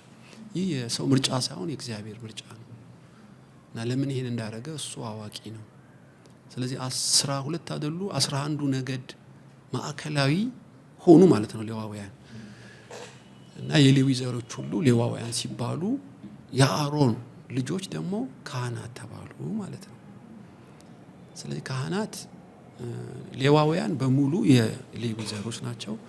የአሮን ልጆች ደግሞ ካህናት ተባሉ እና አሮን 3 ልጆች አሉት። የሙሴ ወንድም ነው አሮን። ቃት፣ ጌድሶንና ሜራር የሚባሉ ናቸው። እንግዲህ አንዱ ታቦቱን እንዲሸከም፣ አንዱ መጋረጃ እንዲተክል በካስማ፣ አንዱ ቅድስተ ቅዱሳት ውስጥ ሳህኑን፣ ጠረጴዛውን በዚህ አካባቢ 3ቱን ልጆች ለ3 ስራ መደባቸው እና የአሮን ልጆች የክህነቱን ማዕረግ ሲይዙ ሌዋውያን ደግሞ ጠቅላላ ለእግዚአብሔር የተለዩ የክህነቱን አገልግሎት ጀመሩ ማለት ነው በዚህ አውድ እና እስራኤሎች በሙሉ በእነዚህ ዙሪያ ይሰፍራሉ። ማንም ሰው ገብቶ ዕጣን ማጠን፣ መስዋዕት ላቅርብ፣ የጸሎት ስርዓቱን ልፈጽም ማለት አይችልም። ግድ ከካህናት ከአሮን ዘሮች መሆን አለበት። አሮን የመጀመሪያው ሊቀ ካህን ነው። ከዛ ልጆቹ እያለ ይቀጥላል። ልጆቹ እያለ በስጋ የተወለዱ ልጆቹ ነው እና እነዚህ ካህናት እንግዲህ ስራቸው የተለየ ሆነ። ምንድነው? እግዚአብሔር ደነገገላቸው። ወንድ ነው የሚሆኑት። ብዙ ጊዜ ነውር የሌለባቸው መሆን አለባቸው። እድሜያቸው የተወሰነ ነው። ስለዚህ የክህነቱን ስራ በእግዚአብሔር ፊት እና በእስራኤል ሰዎች ፊት ማዕከለኛ ሆኑ ማለት ነው። ስለዚህ ካህናት ጸሎት ያቀርባሉ፣ ህዝቡን ወክለው ቃሉን ያስተምራሉ፣ እግዚአብሔርን ወክለው። የህዝቡን ደግሞ መስዋዕት ህዝቡን ወክለው ለእግዚአብሔር ያቀርባሉ። ሚዲያተር ሆኑ ማለት ነው። በተለይ ሊቀ ካህኑ በዓመት አንዴ የህዝቡን ኃጢአት ይዞ በቅድስተ ቅዱሳን ይገባል። ያው እግሩ በገመድ ታስሮ ኃጢአት ከተገኘበት የሚያወጣው የለም፣ ከሞተ ጎትተው እንዲያወጡት። ስለዚህ እንዲህ ያለ ስርዓትን እግዚአብሔር ደነገገላቸው። እንግዲህ እነዚህ ሌዋውያን በተለየ ካህናት ከእግዚአብሔር ተቀብለው ለህዝቡ የሚያስተምሩ የቅዱስ ቃሉ ዕውቀት አላቸው፣ በጸሎት የሰለጠኑ ናቸው። ስራቸው ይሄው ብቻ ነው። ስለዚህ ህዝበ እስራኤል 11ዱ ነገድ አስራትን ይሰጣቸዋል። ስለዚህ ግብርና ውስጥ አይገቡም። መብላቸው የነሱ አገልግሎት፣ ውትድርና ውስጥ አይገቡም እና በ11ዱም ነገድ ውስጥ ተሰባጥረው ህዝበ እስራኤልን የአብርሃምን ዘሮች የያዕቆብን ልጆች አምልኮ የሚመሩ የሚያሳልጡ ናቸው ማለት ነው። እንግዲህ እነሱ ስርዓቱ ጥብቅ ነው። ያው እንደምታውቀው ስርዓተ ጸሎቱን ወይም የቅዳሴ ስርዓቱን የመስዋዕቱን ሁሉ አገልግሎት በጥንቃቄ ነው ማፈጸም ያለባቸው። እግዚአብሔር ለሙሴ ነግሮታል። ሙሴ ደግሞ እነሱን አሰልጥኗቸዋል። አሁን አንዱ ሁለቱ የአሮን ልጆች በአንዴን የሞቱት ያልተገባ እሳት አቅርበው እንዴት ኃይለኛ እንደሆነ አስበ ብሉኝ እና ሰዓቱን ማዛነፍ የለባቸውም። መስዋዕቱ የራሱ አቀራረብ ሂደቶች አሉት፣ ስርዓቶች አሉት፣ ወጎች አሉት። እነዚህን ሁሉ በጥንቃቄ ነው የሚፈጽሙት እና የቁርባን የመስዋዕት የመባ በለው ከህዝቡ ወደ እግዚአብሔር የሚቀርበውን የሚያቀርቡ ናቸው። ከእግዚአብሔር ወደ ህዝቡ የሚመጣውን መልእክት የሚያስተላልፉ ናቸው። የብሉይ ኪዳን የክህነት አገልግሎት በዚህ የተዋቀረ ነው። ያ ሰሞኑን ዘሌዋውያንን ነበር እያጠናው ያለሁትና ለክህነት አገልግሎት ያለው ሪስፔክት አገልግሎቱም እጅግ የተከበረ እንደሆነ ደግሞ ዋጋም ሰጥተው ነው የሚያገለግሉትና እሱን በጣም አይቻለሁ። አሁንም ሲዘረዝሩ ነበርና ካህናትን እግዚአብሔር እንዴት እንደለየ ለራሱ እያንዳንዱን ነገር የሚያደርጉበት እያንዳንዷ የሚጠቀሙት እቃ በጣም ልዩ ጥንቃቄ ነው የሚያደርጉትና ይሄ ክህነት ወደ በኋላ እናነሳለን። በእኛም በአዲስ ኪዳን ላይ ይገለጣል። ግን ሌላ አንድ መጀመሪያ አካባቢ ያለውን ይሄ የብሉይ ኪዳን ክህነትንና የኢየሱስን ደግሞ ሊቀ ካህንነትን ብናየው እንደ ኢንትሮዳክሽን ሊሆን የሚችል ነገር ነው ብለን እናምናለንና ይሄ ልዩነቱ ምንድነው? ካህናት የነበሩትና የኢየሱስ ሊቀ ካህንነትን ትንሽ ብናነሳው። በብሉይ ሊቀ ካህን አንድ ነው። በእርግጥ ከካህናት ይለያል እና ሊቀ ካህኑ የህዝቡን ሁሉ የኃጢአት ስርየት ለእግዚአብሔር ህዝቡን ወክሎ የሚያቀርብ ነው እና እዛ ቅድስተ ቅዱሳን ላይ የሚፈጸም ነው። ህዝቡን ወክሎ ይገባል ማለት ነው እና ይሄ ሊቀ ካህን ግን እሱም ሰው ስለሆነ አንደኛ በህይወት እንዳይኖር ሞት ይከለክለዋል። ሁለት ወደሱ የሚቀርቡትን ሁሉ ሊያነጻቸው አቅም የለውም። ስለዚህ በበጎች በኮርማዎች በቁርባን በመስዋዕት የህዝቡን ኃጢአት ማስወገድ ሳይሆን መክደን ነው የሚያደርገው። የእግዚአብሔር ቁጣ ለጊዜው እንዲበርድ እየከደነ ያስቀምጠዋል እንጂ ፈጽሞ አያስወግደውም እና አንዴና ለሁሌ አይደለም፣ በየአመቱ የሚቀርብ ነው የኃጢአት ስርየት። ህዝቡ በእርግጥ ከህሊና ወቀሳ ስለማይድን ኃጢአቱን በግ በማቅረብ ዋኖስ በማቅረብ የሁል ቁርባን አለ፣ የእንስሳ ቁርባን፣ የእንስሳ መስዋዕት አለ። ብዙ አይነት መስዋዕቶች አሉ፣ ወደ 7 ናቸው። እነዚህን ሁሉ ካህናቶች ያስተናግዳሉ። ሊቀ ካህኑም እንግዲህ ነውር የሌለው በግ እየተፈለገ እጁን በመጫን ኃጢአቱን በግ ላይ ይናዘዛል። ፍየልም አለ፣ አንዱ ይለቀቃል፣ አንዱ ይሰዋል። ሰውየውን ከህሊና ወቀሳ ለማዳን የሰራውን ኃጢአት በጉ ላይ ተናዞ በጉ በሱ ፋንታ ከሌለው እርግቡ እያለ ብዙ አይነት ቁርባኖችና መስዋዕቶች ይቀርባሉ። የአዲስ ኪዳኑ ሊቀ ካህን ኢየሱስ ያው የተለየ ነው። የምታውቀው ንጹህና ያለ ነውር የሆነ በእግዚአብሔር ፊት አንድ ጊዜ ለዘላለም የቀረበ መስዋዕት እና ይሄ የማይሞት ሊቀ ካህን ነው እና ንጹህና ሰውን ሁሉ ወደሱ የቀረቡትን ፈጽሞ ከኃጢአት ለዘላለም ሊያድን በእግዚአብሔር የተዘጋጀ ነው ኢየሱስ። በመልከ ጼዴቅ ነው አብዛኛውን የሚመሰለው እና ሊቀ ካህናችን ክርስቶስ ሕያው ሆኖ የራሱን ደም ይዞ በአብ ፊት ያው ገብቶልናል። መጋረጃው ተቀዶልናል። እኛም እንድንገባ በሩን ከፈተልን። ተደጋግሞ መስዋዕት አናቀርብም። አንዴና ፍጹም ሕያው መስዋዕት ሆኖልናል። ስለዚህ በሰማይ በአብ ቀኝ ማለድልናል።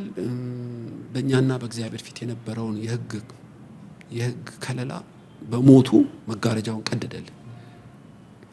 በብሉይ ሊቀ ካህን በዓመት አንዴ ይገባል እንዳልኩ። አሁን ግን ያ መጋረጃ ኢየሱስ ሲሞት ተቀደደ።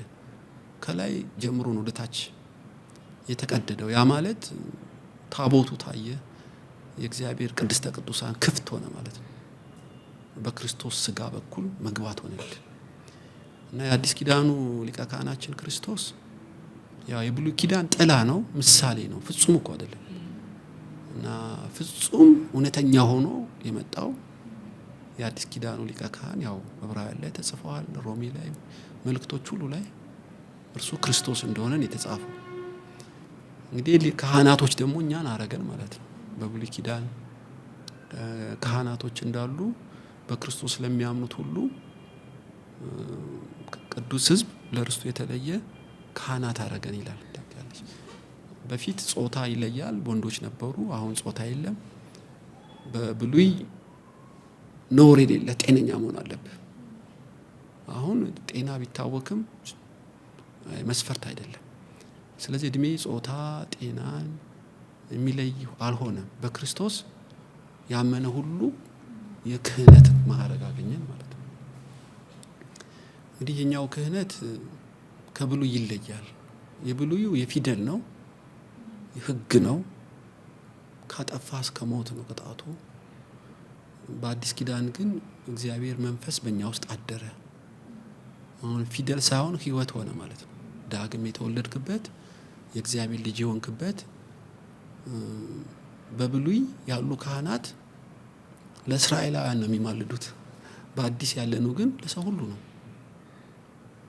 እና የኛ የክህነት ከእግዚአብሔር ታረቁ ብለን የምንማልድ ወደ እግዚአብሔር የምናስታርቅ ካህናት ሆነን ማለት ነው። በብሉይ ግን የእስራኤልን ልጆች ከእግዚአብሔር ነው የሚያስታርቁት፣ በደላቸውም ይቅርታ እንዲያገኝ ነው የሚማልዱት። አሁን እኛ ግን ለሰው ሁሉ ሆነ። ስለዚህ ይህንን የእግዚአብሔር በጎነት ለመናገር ከሞት ወደ ሕይወት ከጨለማ ወደ ብርሃን የመጣን ዳግም የተወለድን መንፈስ ቅዱስ በውስጣችን ያደረ ሆነ። እንደ ብሉይ ኪዳን አንድ ቤተ መቅደስ ላይ አይደለም። አሁን አገልግሎቱ ተንቀሳቃሽ ቤተ መቅደስ እኛ ሆነን እና ለእግዚአብሔር የምናቀብረው እንስሳ የለም። ይልቁኑ በዛ ፋንታ ሰውነታችንን ሕያው ቅዱስ መስዋዕት አድርገን የምናቀርበው አገልግሎታችን ነው። ራሳችንን ነው ለእግዚአብሔር ሕያው ቅዱስ መስዋዕት አድርገን የምናቀርበው እና የአዲስ ኪዳኑ ክህነት ከብሉይ ኪዳኑ በጣም የላቀ ነው። በብሉይ ሙሴ ፊቱ ያበራ ነበር ከተራራ ሲወርድ። በእርግጥ ፊቱን ሸፍኖታል። የሸፈነው እነሱ ማየት ስላልቻሉ ብቻ ሳይሆን ያ ብርሃን እየደበዘዘ እንደሚመጣ ስላወቀ ነው። አሁን የአዲስ ኪዳኑ ግን እየደመቀ ነው የሚመጣው፣ ከክብር ወደ ክብር እየጨመረ የሚመጣ አገልግሎት ነው። የብሉይ ኪዳኑ እየቀነሰ ነው የሚመጣው። ያ የሞት ነው፣ ይሄኛው የሕይወት ነው እና ያ መስዋዕት የምትከፍልበት ነው። እዚህ መስዋዕት ተከፍሎልሃል ነው የምትለው እና የተለየ ነው። ስለዚህ ሁላችን በእግዚአብሔር ያመንን እኛ ካህናት ነን። በሁሉ ቦታ ሁልጊዜ ስርዓቱን ትፈጽማለህ። በዓመት አንድ የሚሆን አይደለም። የተወሰነ ቦታ የለውም። የተቀጠረ አንድ ቀን የለውም። በሁሉ ቦታ ሁልጊዜ የክህነት ስራ እንሰራለን። እኛ ከእግዚአብሔር ጋር እናስታርቃለን። በምድር ላሉት እንማልዳለን። ከእግዚአብሔር የተላክነውን ቅዱስ ወንጌል በሁሉ ቦታ እንሰብካለን።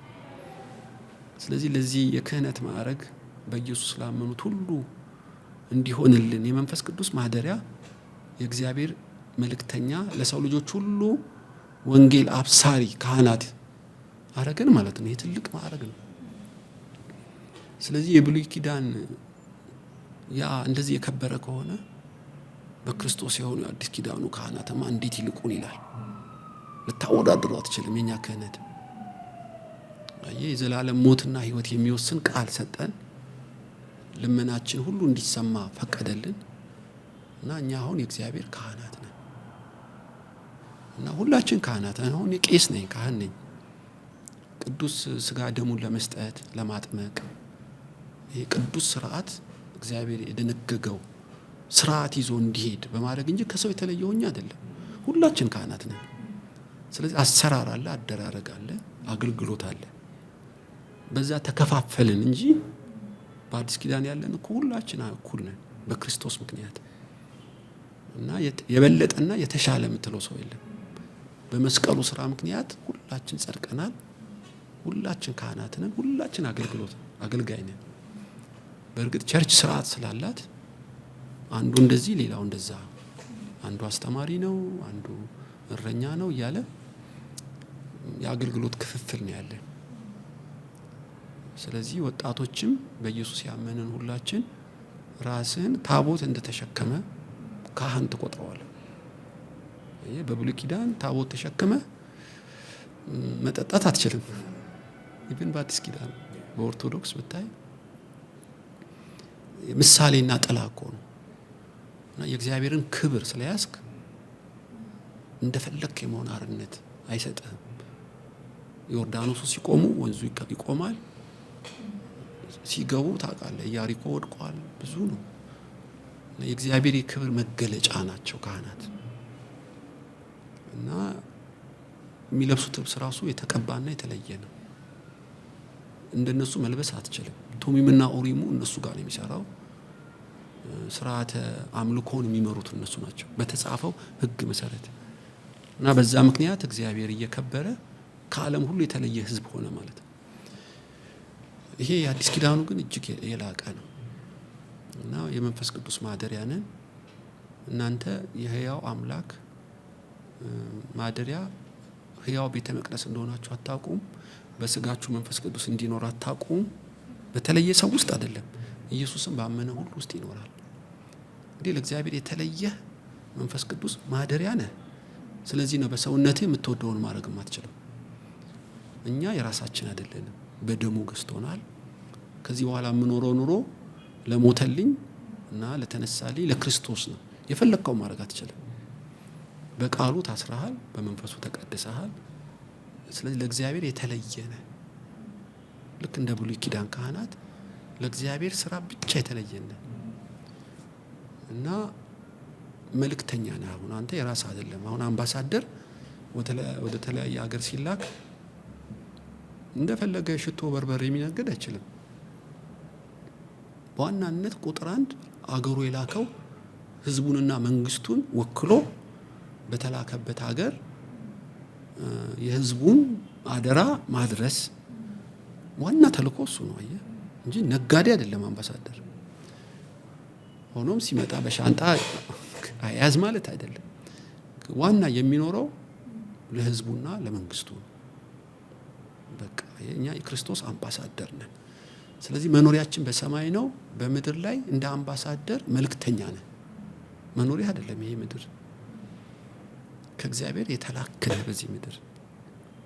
ስለዚህ ፊልጵያንስ አገራችን በሰማይ ነው የሚላቸው ያመኑ ክርስቲያኖች አገራቸው በምድር የሆነ ያክል መኖር ጀመሩ። አየህ መልእክተኞች መሆናቸውን ረሱት። ስለዚህ ካህናት የእግዚአብሔር ወኪል ናቸው። በቢሮ ብትገባ፣ ዩኒቨርሲቲ ብትገባ፣ የፈለገ ቦታ ግባ፣ የእግዚአብሔር መልእክተኛ ነህ። ያ ስራ እግረ መንገድ ነው።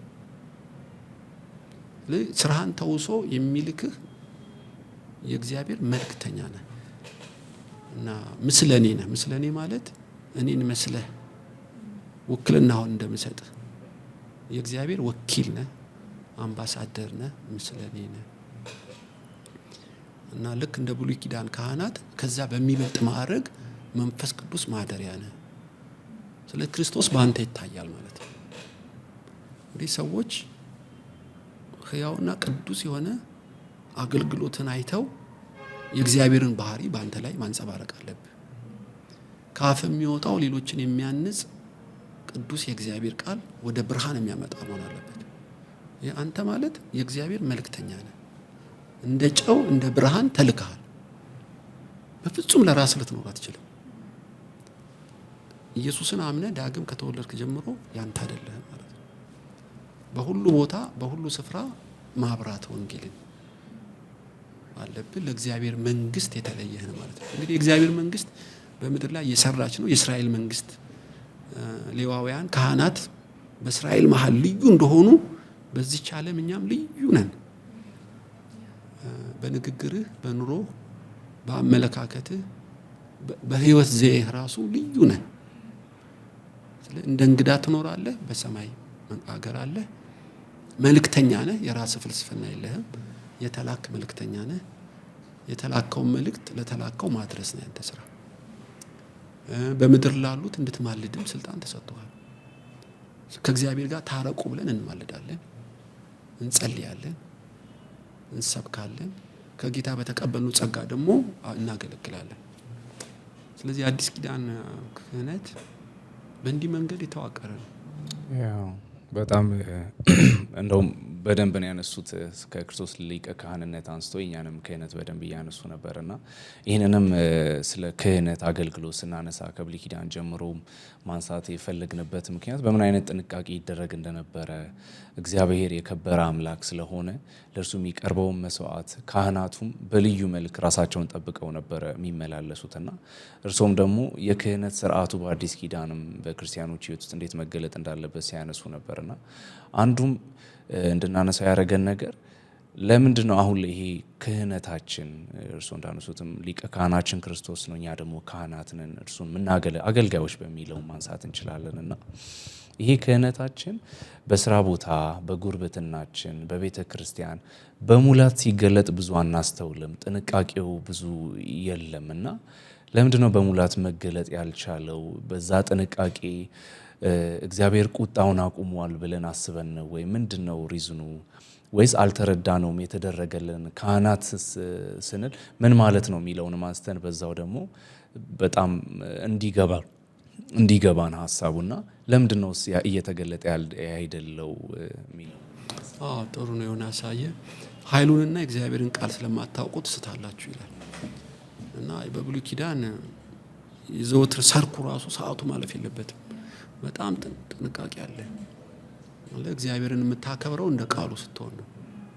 እነሱም ይህን ስለሚያውቁ በጣም ይጠነቀቃሉ እና ምክንያት አለው እግዚአብሔር ሁሉን የደነገገበት እና የአዲስ ኪዳን አሁን ኃጢአትና ዓለማዊ ምኞትን ክደን የተባረከውን ክርስቶስ እንድንጠብቅ ጸጋ ተሰጥቶናል እኮ። እኛ አሁን እንደ ዳግም እንዳልተወለዱ ሰዎች አይደለንም። ኃጢአት አለመስራት የሚችልበት ጸጋ የሚባል ከእግዚአብሔር ረድኤት ተቀብለናል። ያለ እውቀት ወይ ሆን ብለህ ካልሆነ በቀር ኃጢአት አያሸንፈንም። በራሳችን ሳይሆን ዳግም የተወለደ ኃጢአትን ድል መንሳት የሚችል ማንነት አለን። ቲቶ ላይ ነው የተጻፈው እኮ ኃጢአትን ዓለማዊ ምኞትን ክደን የተባረከውን ክርስቶስ እንድንጠብቅ እግዚአብሔር ጸጋ ሰጥቶናል። ይሄ ጸጋ ከንቱ አይደለም። ኢየሱስን እየመሰልክ የሰማይ ዜጋ እየመሰልክ ኃጢአትን ድል በመንሳት የምትኖረው ኑሮ ነው። ክርስቲያን ማለት ምን ማለት ነው? ካህን ማለት ምን ማለት ነው ብትል መንፈስ ቅዱስ ያደረበት ሰው ማለት ነው። በብሉይ ኪዳን ታቦት ያለበት ድንኳን ወይም ቤተ መቅደስ በለው። አሁን እኛ በድንጋይ የተገነባ ወይ በመጋረጃ የተሸፈነ ሳንሆን ህያው ቤተ መቅደስ ነን። ተንቀሳቃሽ ህያው ድንኳኖች ነን። ስለዚህ መንፈስ ቅዱስ ባንተ ውስጥ አለ እኮ። ስላሴዎች ባንተ ውስጥ አሉ። ኢየሱስ ከኔ ጋር አለ። ቅዱስ ቃሉ ከኔ ጋር አለ። እነዚህ ሁሉ የእግዚአብሔር የጸጋ አሰራሮች የተቀበለ ሰው እንዴት ከንቱና ምናምንቴ ሰው ይሆናል? በፍጹም ሊሆን አይችልም። የተቀበለው አዲስ ህይወት ሚስጥር ካልገባው በቀር ተራ ሰው ሊሆን አይችልም። ይሄ መጠጥ የሚያሸንፈው፣ ዘፈን የሚያሸንፈው፣ ፖርኖግራፊ የሚያሸንፈው ዝም ብሎ ደካማ ማንነት ያለው አይደለም። አዲሱ ክርስትና ህይወት የመጨረሻው ጠላት እኮ ኃጢአት ነው። ኃጢአትን ኢቭን ድል መንሳት የምትችልበት፣ ሰይጣንን ድል መንሳት የምትችልበት የእግዚአብሔር መንግስት ወኪል እኮ ነች። የገሃነም ደጅ የማይችለው የሐዋርያቱ ፈሪ ነበሩ፣ ተንቀጥቃጭ ነበሩ። በአንድ ገረድ ፊት ክዶታል። ልክ መንፈስ ቅዱስ ተሞልተው ሲታተሙ ኃይል ሲቀበሉ እነዛ ጥቂት 12 ሰዎች ዓለምን እኮ ነው የገለባበጡት። ከራሳቸው አይደለም። ዳግም የተወለድክበት ህይወት ይሄን ያደርጋል። አይደለም ራስን መግዛት ሌሎችን ነፃ የምታወጣበት እኮ ነው። አጋንንትን እያወጡ በሽተኛ እየፈወሱ ቃሉን እያስተማሩ ዞሩ ይላል። ይሄ ነው ክህነት እኮ። በክርስቶስን ስታምን የእግዚአብሔር መንግስት ባህሪ ባንተ መገለጥ ይጀምራል። ቢሮ ብትገባ፣ ትምህርት ቤት ብትገባ እንዳልኩ የእግዚአብሔር መንፈስ ባንተ ላይ ስላለ የእግዚአብሔር መንግስት ስለሆንክ ድል እየነሳ ነው ትመጣው ከክብር ወደ ክብር። እና ጳውሎስ በሁሉ ቦታ ድል በመንሳት የሚያዞረን ክርስቶስ ይባረክ ይላል። እና የክርስቶስ የህይወት ሽታ መገለጫ ነን ይላል። እንደ እጣን የመሰለው ራሱ እጣን እዚህ ጋር ብታጨስ አሁን እጣኑን ባላየውም በሽታ ሴንስ አደርገዋለሁ። ልክ እንደ አሮን በጢሙ ላይ እንደሚፈስ ሽቶ ነው። ልክ አንተ ባለበት አካባቢ የእግዚአብሔር መንግስት ሽታ ልክ እንዳልተበረዘ ወይን ጠጅ የሚነቀንቅ ነው። እንደ ቅራሪ አይደለም። ልዩ መንፈስ አለ፣ ልዩ ቃል አለ። ዳግም ተወልደሃል። በምንም አይነት ተራ ሰው ልትሆን አትችልም። እና ሌላውን ነው እንደ እርሾ እንደው የምታወቅ አንተ ባለህበት። አጋንንቶች ይደነግጣሉ፣ ተራ ሰዎች ይደነቁብሃል። ኢቭን መከራ ቢያሳዩም ይገረሙብሃል። እና ቃሉ እንደ ባንዲራ ከፍ እያለ የክርስቶስ የጽድቅ ተጽዕኖ እያመጣ ነው የምትሄደው። ይሄ እኮ ነው የእግዚአብሔር መቅደስ በአዲስ ኪዳን የእግዚአብሔር ካህናት ባህሪ። እንግዲህ እንዴት ነው ይሄ ያልከው በተግባር ማናየው የምትለው ከሆነ አንዱ የተሰጠንን ክህነት የተላክንበትን ተልእኮ በቅጡ አለመገንዘብ ይሆናል እንጂ እኮ ልዩ ነን እኛ በእውነት በክርስቶስ ዳግም የተወለደ ሰው በጣም ልዩ ነው። አመለካከቱ ልዩ ነው። በውስጡ ያለው ቅባት ልዩ ነው። ተልእኮ ልዩ ነው። አንደኛ እውቀት ከማጣት ይሆናል። ሁለት በኃጢአት ምክንያት እና መንፈስ ቅዱስ በኃይል ክብሩን የእግዚአብሔርን መንግስት ባህሪ እንዳይገልጥ የክርስቶስ መልክ እንዳይሳልብህ እንቅፋት የሚሆነው ቸልታ፣ ዳተኝነት፣ ኃጢአት፣ እነዚህ የመሰሉት ነገሮች ያደበዝዙሃል። በሙላት ክብሩን እንዳይገልጥ እንቅፋት ይሆናሉ። በብሉይ ኪዳንም እንዲሁ እኮ ነው። አሁን የአሮን ልጆች ካህናት ናቸው። ታቦቱን ተሸክመው ጦርነት ሄዱ። ፍልስጤሞች ደነገጡ። አይደለም እስራኤላውያን። ለምን? ይሄ ታቦት ተራ እንጨት አይደለም። በብሉይ የእግዚአብሔር ቃል ኪዳን አለበት። ከዛ የተነሳ ተሸክመውት ሄዱ። ችግሩ ከታቦቱ አይደለም። የተሸከሙት የኤሊ ልጆች ግን ዝሙት ይሰሩ ነበር። ክብሩን እንዳይገልጥ እንቅፋት የሆኑት እነሱ ናቸው። እና ፍልስጤሞች ታቦቱን ማረኩት እና ጣዖት ዳጎን ጋር አስቀምጡት። ግን ያለምንም ሰው እርዳታ ዳጎንን ገለበጠው ብቻው። ፍልስጤሞችን በእባጭ መታቸው። አየህ፣ ቃል ኪዳን ያለው የእግዚአብሔር የቃል ኪዳን ታቦት ስለሆነ ነው። ግን እንዲህ አልነበረም። ከታቦቱ የተነሳ ህዝበ እስራኤል እንዲጠበቅ ከእግዚአብሔር ክብር የተነሳ እንዲከበር ነበር ሐሳቡ። ታቦቱ በፍልስጤም ተማርኮ ዳጎን ጋር እንዲቀመጥ ምን አበቃው ብትል የቅድስና እጦት ነው። እንደ ስርዓቱ አልፈለጉትም። አሁን በአዲስ ኪዳን ለሰማይና ለምድር ውበት የሰጠ የእግዚአብሔር መንፈስ በእኔ አድሮ ኢየሱስ በእኔ ውስጥ ሆኖ እግዚአብሔር አብ ከኔ ጋር ሆኖ መላእክት በዙሪያዬ ሰፍሮ እንዴት ነው የእግዚአብሔር መንግስት ባህሪ የማይገለጠው? የክህነት ማዕረግ ለምን አይገለጥም? መልእክተኝነቴ ለምን አይጎላም ብትል እንደ ቃሉ ስለማንፈልገው፣ እንደ ቃሉ ስለማናከብረው ድካሙ ከኛ ነው። እና ቅድስና በጣም ወሳኝ ነው። ኃጢአት እንደፈለክ እያደረግ የእግዚአብሔር ክብር ይገለጥብኝ ማለት አትችልም። የቅድስና ለእግዚአብሔር ስለሆነ ነው። የቅድስና ምንጭ እሱ እኮ እግዚአብሔር ነው። ጸጋ ሰጥቶናል። ግን ሰነፍ ሆኜ በቸልታ በንቀት ኃጢአትን እንደ ውሃ የምትጨልጥ ከሆነ ክብር እየጎደለ ነው የሚመጣው።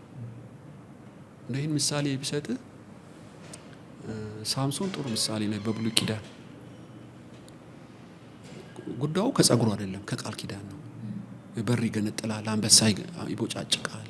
ሊቋቋሙት አልቻሉም እና በአንድ ቀን ሺውን ይረፈርፍልሃል። ይሄ የተለየ ቅባትና ሚስጥር አለው ብለው አምነዋል። እና ደሊላ ሰልላ አገኘችው። ስለዚህ ከማይገባው ጋር ናዝራዊ የሆነው የተለየው ደሊላ ጉልበት ላይ ተኛ። አየ ጸጉሩን ላጨችው። ተራ ሰው ሆነ እና አላገጡበት። አሁን በአዲስ ኪዳን እኛ ልዩ ኮን ለእግዚአብሔር የተለየን ቃል ኪዳን ያለን በደሙ የተዋጀን መንፈስ የተሞላን ግን እንደ ተራ ሰው ለምን ሆናለሁ ኢየሱስ እንደ ቃሉ ስላልፈለኩት በማይገባ ኃጢአቱ ስለምንገኝ ነው ማለት ነው። እና ዕውቀት በማጣት ሊሆን ይችላል እንደ ተጻፈው ማንመላለስ ስንሆን እንጂ ቃሉ መንፈሱ ሕያው ናቸው። ነገም ትላንትም ዛሬም አባቴ ይሰራል አሁንም ይሰራል እንዳለው መንፈስ ቅዱስ አሁንም ይሰራል። እና ኃጢአት ስንሰራ ቶሎ ንስሐ መግባት አለብን። መንፈስ ቅዱስን አታስመርሩት የሚለው ለዚህ ነው። ይማረራል፣ ይቀጣሃል፣ ያስተምርሃል፣ ይገስጽሃል። ለኛ ሆነ እምቢ ብለህ ከሄድክ ክብሩን እየቀነሰብህ ይመጣል። እና በእግዚአብሔር ሕልውና ውስጥ ስትገባ ክብሩ በሙላት ይገለጣል።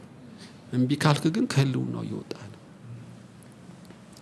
ለጥሩ ምሳሌ በብሉይ ኪዳን ዮሴፍ ነው። ዮሴፍ ጳጢፋር ቤት ሲገባ ቤቱ ሁሉ ይባረካል። ወህኒ ቤት ሲገባ ቤቱ ሁሉ ይባረካል። ፕራይም ሚኒስትር ሲሆን ግብጽ ሁሉ ይባረካል። አስበው፣ ለምን? እግዚአብሔር ከሱ ጋር ስለነበር። ግን የዮሴፍ ድርሻ አስበው፣ ናንተኛ ስትለው እምቢ አለ። እግዚአብሔር ያያል። ከሴትዮዋ ጋር ቢተኛስ? አሁን በዮሴፍ ያየው ክብር አይኖርም። ተራ አቶ ዮሴፍ ተብሎ ነው የሚሞተው። እና በብሉይ ኪዳን ቅድስና ያን ያክል ዋጋ ካለው በአዲስ ኪዳንም አይልቁን እንዴት! እና መንፈስ ቅዱስ ክብሩን ገልጦ የአዲስ ኪዳን ክህነትህ እንደ ተጻፈው የሚገለጠው እንደ ተጻፈው መኖር ስትጀምር ነው።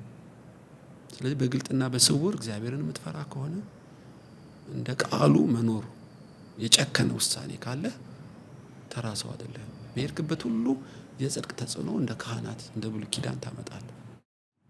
ያ በጣም ጥሩ ነው እያወራን ያለ ነው። እግዚአብሔር ይመስገን ብዙ እየተማርን ነው።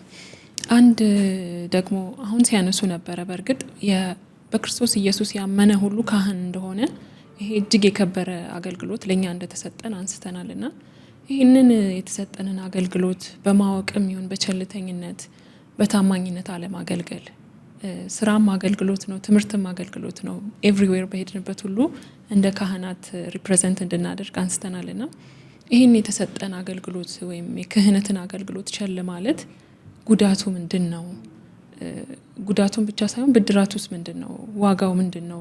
ለእግዚአብሔር ተለይቶ መኖር በዚህ ዘመን በጣም ብዙ ዲስትራክት በሚያደርገን ነገር ባለበት መለየትስ ብድራት አለው ወይ? ብድራቱስ ምንድን ነው?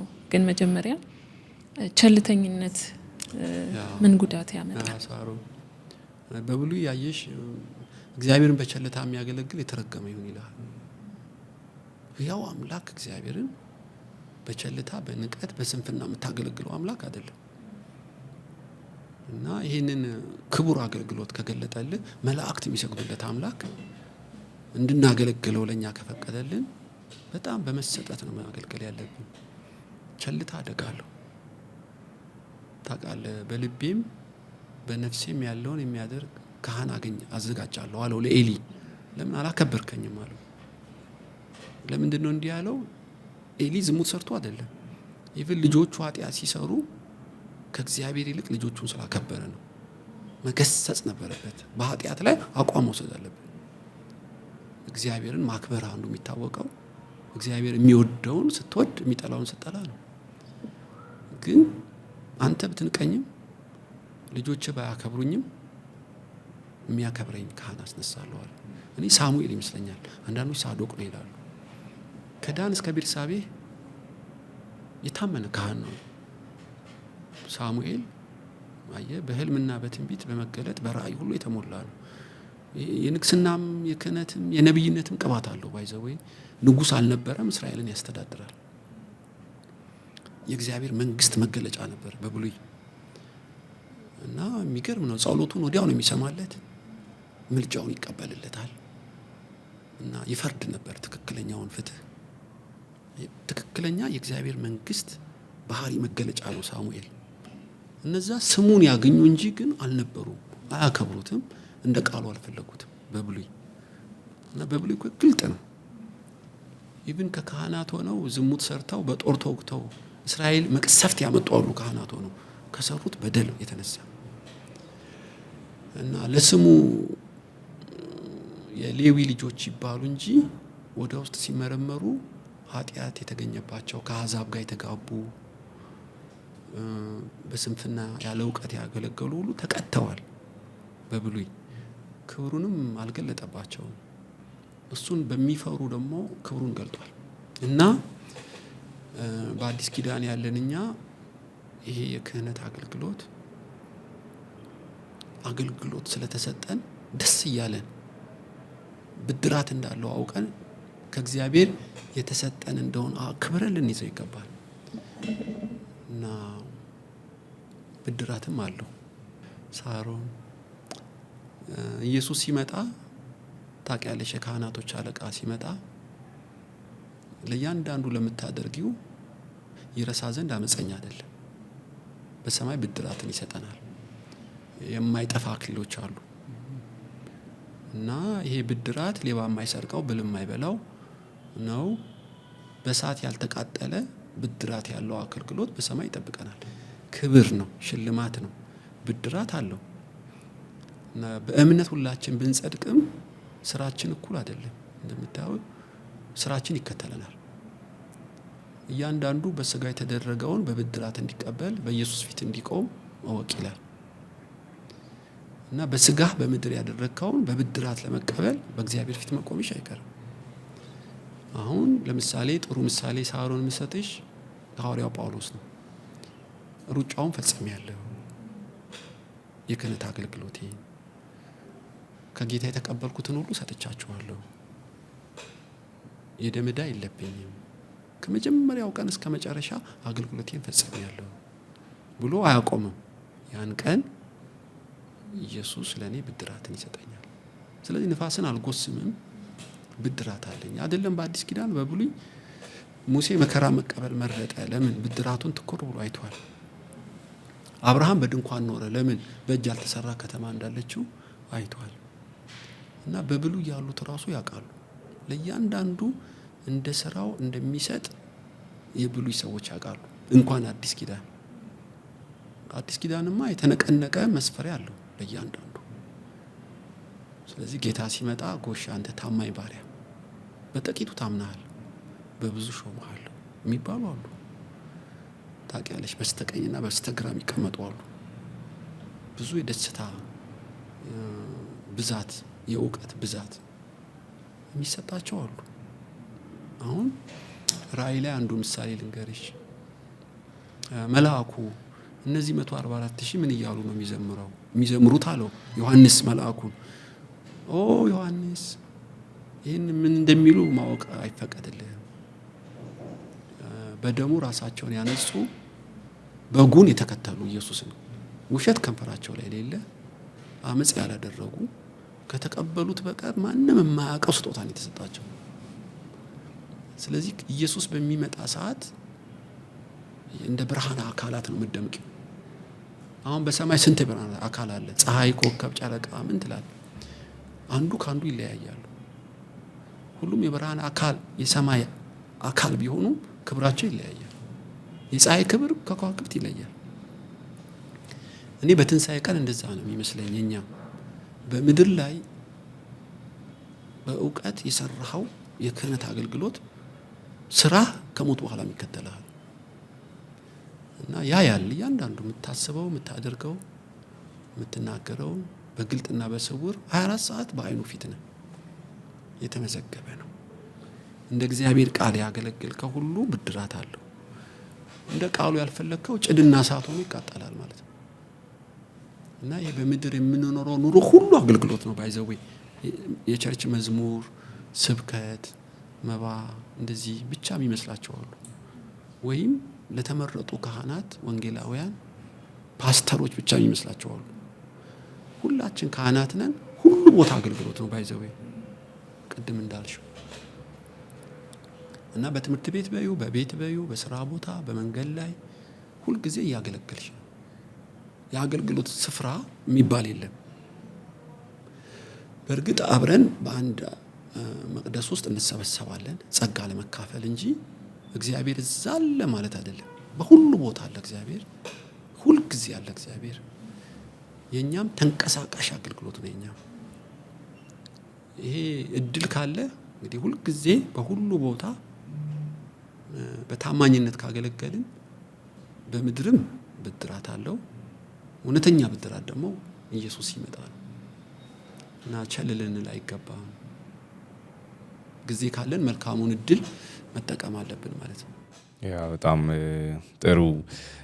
እርሶም እያነሱ ነበረ እግዚአብሔርን በታማኝነት ያገለገሉን አባቶች ብለን የምንጠራቸው በአዲስ ኪዳንም እንደነ ጳውሎስ ያሉ፣ በብሉይ ኪዳን ብዙ አሉ፣ ዕብራውያንም እንደ ደመና ብሎ የሚገልጣቸው አሉና እነርሱ በታማኝነት እግዚአብሔርን እንዲያገለግሉ ያደረጋቸው ሚስጥር ምንድን ነው የሚለውን አንስተን ጥያቄዎቻችን እየጨረስን ነውና ምንድን ነው ሚስጥሩ? ከዛ ደግሞ እኛስ ምንድን ነው ማድረግ ያለብን? በሙላት እግዚአብሔርን እያገለገልን ሁል ጊዜ ተጠንቅቀን እንድንኖር ምን እናደርግ? ሚስጥሩ ምንድን ነው? እነሱስ አባቶችንም ብናነሳ ደግሞ ኢንካሬጅ እንዲያደርጉን። አዎ ልክ ነህ። የአንዱ ከባድ አጭር ጥያቄ ጠይቆታል። ጌታ ሆይ መንግስተ ሰማይ የሚገቡ ብዙ ናቸው ያለው። ፍርጥን ያደረገው ጌታ እንደዛ ፍርጥ ያለ መልስ መልሶ አያውቅም። ጥቂት ናቸው፣ ያስደነግጣል። ብዙዎች ተጠርተዋል፣ የሚያገኙት ግን ጥቂቶች ናቸው። መንገዱ ጠባብና ቀጭን ስለሆነ ለመግባት ተጋደሉ አለው። እሺ እንዴት ነው በዳር ምድር ሰው ከጥቂቶች ከተመረጡ መሆን እንዴት ይችላል ነው ጥያቄው። እሱ የመለሰለት አሁን ያልከኝ ነው ዮናስ። አብርሃም፣ ይስሐቅ፣ ያዕቆብ ነቢያቶችን ተቀምጠው በዙፋን ላይ ስታዩ እናንተ ግን በውጭ ስትጣሉ እያለ ምሳሌ የሰጠው አሁን ያልካቸውን ሰዎች እንዴት ችለው በእግዚአብሔር መንግስት እንደ ዳመና ምሳሌ ሆነው ተቀመጡ ነው። የአንዱ እና አብርሃም ዳር ለመድረስ የቻሉት እግዚአብሔርን ስለፈሩ ይመስለኛል። የመጀመሪያው እግዚአብሔርን መፍራት የጥበብ ሁሉ መጀመሪያ ነው እና እግዚአብሔርን ይፈሩታል። አብርሃምን ይኸው ውጣ ሲለው ከሀገሩ ወጣ፣ ተገረዝ ሲለው በማለዳ ልጅን ሰዋ ሲለው እሳትና ቢላ ይዞ ሄደ። መታዘዙ ከፍጥነት ጋር ለምን ሆነ ብትል ስለፈሩት ነው። የቅዱስ ፍርሃት በጣም ወሳኝ ነው። እንደው ሰዎች ሰይጣንን እንደሚፈሩት ተንቀጥቀጠ ተገዛ ሳይሆን እግዚአብሔር ሉዓላዊ አምላክ ስለሆነ ከአክብሮት ጋር ያለ ቅዱስ ፍርሃት ውስጥ መግባት አለብን ፍጻሜ እንዲያምር እና እግዚአብሔር መፍራት አንዱ ለፍጻሜያቸው ይመስለኛል። የእግዚአብሔር የሚባል እሳት ነው፣ ደግሞ ምሕረቱም ለዘላለም ነው እና ፍቅር ብቻ አይደለም የሚቀጣም ነው ታውቃለህ። እና ስትወደው እየፈራኸው ባላንስ ማድረግ አለብን። ዝም ብሎ ፍቅር ብቻ ከሆነ እንዳትስት። እግዚአብሔር ዳኛም ነው፣ ፈራጅም ነው፣ አባትም ነው። አየህ እግዚአብሔር እንዲህ ነው፣ ሙሉ ነው። ቆርጠል የሚመችን እግዚአብሔር ብቻ መሳል የለብህም። እና አብርሃም በጣም ይወዱታል። የሚወደኝ ቢኖር ትእዛዜን ይፈጽማል ይላል። እወደዋለሁ እያልክ ካልጠበቅ ካልፈራኸው ማለት ነው። አንዱ እሱ የረዳቸው ይመስለኛል። ሁለት ያውቁታል። ሕዝቤ እውቀት ከማጣት የተነሳ ጠፋ የተባለው ለዚህ ነው። አሁን እንደ ብሉይ ኪዳን አባቶች እንደ ሐዋርያቶች ፍጻሜያችን እንዲያምር አንዱ መፍራት ብቻ ሳይሆን እግዚአብሔርን ማወቅ ግድ ነው። ካላወቅከው አትፈራውም፣ ካላወቅከው አታገለግለው፣ ካላወቅከው አትከተለው። ስለዚህ እግዚአብሔርን አሁን የኤሊ ልጆች ስም አላቸው፣ ካህናት ናቸው። ምናምንቴ እግዚአብሔርን አያውቁም ይላል። ቅድም ሳሙኤል አሁን ያልኩ መሬት የማይወድቅ ሰው ነው ቃሉ። ልጆቹ ግን ግቦ ይቀበሉ ነበር። እግዚአብሔርን አያውቁም ማለት መረጃ የላቸው ማለት አይደለም። አየህ ስለ እግዚአብሔር ማወቅና እግዚአብሔርን ማወቅ ይለያያል። እና እግዚአብሔርን በሙላት የምታውቀው ቅዱስ የእግዚአብሔር ቃል ሙላት ሲኖር ነው። የምትፈራው ቅድም እንዳልኩ ስትታዘዘው ነው። የምታውቀው ደግሞ ስታነብ ነው። እና ካላነበብክ የእግዚአብሔር ባህሪ አይገባህም። እና ስትጸልይ ደግሞ መንፈስ ቅዱስ እግዚአብሔርን ይገልጥልሃል፣ ቃሉን ይገልጥልሃል። እና የድሮ አባቶች እንግዲህ ይፈሩታል፣ ያውቁታል። ስለዚህ እየተገዙለት ፍጻሜያቸው አማረ ማለት ነው። እንግዲህ በአሁን ዘመን ያለን ወጣቶች ምን እናርግ ነው? ፍጻሜያችን እንዲያምር ሁልጊዜ በሁሉ ቦታ እግዚአብሔርን መፍራት መለማመድ ነው። እግዚአብሔርን መፍራት ማለት መንቀጥቀጥ ማለት አይደለም፣ ትእዛዞቹን መፈጸም ነው። እግዚአብሔርን መፍራት እንደዛ ነው። በእውቀት እየጨመርክ እንድትመጣ ደግሞ ቃሉ ማንበብ ነው፣ በእጅ ያለው የተቀመጠው። ከዚህ የማውቀውንና የምፈራውን እግዚአብሔር እስከ መጨረሻ ደግሞ ያለማቋረጥ እየሰገድኩን እንዳገለግለው ጸጋ ለመቀበል መጸለይ ነው። አንዳንዴ ማድረግ የማትፈልገውን የምታደርግበት ጊዜ አለ፣ አቅም አጥተህ ፕሬሸሩ ሀይ ስለሆነ። እንግዲህ ጸጋን ለመቀበል ጸሎት መለማመድ ነው። በእግዚአብሔር ፊት በሚያስፈልጋችሁ ሰዓት ጸጋ እንድትቀበሉ በኃይለኛው እግዚአብሔር ፊት ራሳችሁን አዋርዱ። ስለዚህ በምቹ ጊዜ ጻድቅ ሁሉ ይጸልያል፣ ክፉ ነገር ሲመጣ አያገኘውም ይላል። እና እነዚህ 3 የጦር ዕቃዎች ቅዱስ ቃሉን ከተሞላ፣ እግዚአብሔርን ከፈራህ፣ በጸሎት ደግሞ ከተማጸንከው እንደ አባቶች ድል መንሳት ትችላለህ። ቀጭን መንገድ ነው፣ ጠባብ ነው፣ ግን ድል ትነሳለህ። የነሱ ስላሉ በጣም የሚያስፈራ ከባድ አይደለም። ሁሉን የሚያቀልልህ ጸጋ ይሰጣል። ከአቅም በላይ አይጭንብህም። እግዚአብሔር ከምትችሉት በላይ አትፈተኑም ይላል። አይፈቅድም። በእውነት ግን ሆን ብለህ በቸልታ በስንፍና እየታዘዝከውን ሁሉ እየጣስክ ከሄድክ ጸጋ እየጎደለ ፍጻሜ አደጋ ውስጥ እየገባ ነው ትመጣው ማለት ነው። ሳሩ ጨርሰናል። ኦልሞስት ረጅም ሰዓት ነው ያወራ ነው። ስናወራ አንድ እያሰብኩት የነበረው ነገር ብዙ ጊዜ እኛ አሁን የሆነ ታይትል አለን፣ ዶክተር ሊሆን ይችላል፣ ተማሪም ሊሆን ይችላል፣ ፓስተርም ሊሆን ይችላል። እና አይ ቲንክ አሁን እኔ ካህን መሆኔን በየቀኑ በየማለዳው ሐኪም ወደ ስራው ሲወጣ በቃ አእምሮ ላይ ታይትሉ ይመጣለታል፣ ተማሪም ተማሪነቱን ይመጣለታል በየማለዳው ልብሱን ሲለብስ ምናምንና ክህነትንም እንደዚህ ፖዚሽን እግዚአብሔር እንደሰጠን ፖዚሽን በየቀኑ ብናስበው የእግዚአብሔር ጸጋ አለ እንዳሉትና ይህንን በየቀኑ ማሰብ እንዳለብን እየተረዳሁ ነበረ። ኤቭሪዴይ ስንወጣ ስንገባ መታሰብ ያለበት ነገር ነው። እንግዲህ ጥያቄዎቻችን ጨርሰን እንደ መጨረሻ ግን ማንሳት የምፈልገው ነገር ስለ ክህነታችንም ስናነሳ ወይ ደግሞ አገልጋይ ነን እግዚአብሔር ጠርቶናል ብለን ስንል የፈለግነውም አንዱ አሁን ላይ ብዙ ወጣቶችም ትልልቅ ሰዎችም ስለሚሰሙ የሚታለሉበት ነገር አለ። ለጥቂት ሰዎች የተተወ እኛ ፊት ለፊት እግዚአብሔርን ማውራት ማንችል፣ ምክንያቱም ካህናት ሲሆኑ መቅረብ የሚችሉ ስለሆኑ እና አሁን ላይ አንዳንድ ሰዎች ለሆኑ ሰዎች ብቻ ትተው በእነሱ በኩልም በቃ በኦልድ ቴስታመንት ሲስተም ወይ ደግሞ በብሉይ ኪዳን ሲስተም እግዚአብሔር የሚቀረብ ብለው ስለሚያስቡም ይመስለኛል ራቅ የሚሉትና የቤተክርስቲያን አገልግሎቶችንም የማበላለጥ አንዱን ወደ እግዚአብሔር የቀረበ እኛ ደግሞ ራቅ ያለንም የሚባል አይነት እይታ አለና ይህንን እንዴት ነው ባላንስ ማድረግ ያለብን የሚለውን አንስተን እንዴት ነው መጠንቀቅስ ያለብን? ብዙ ሰዎች እንደዛም ሆነው ስለሚቀርቡ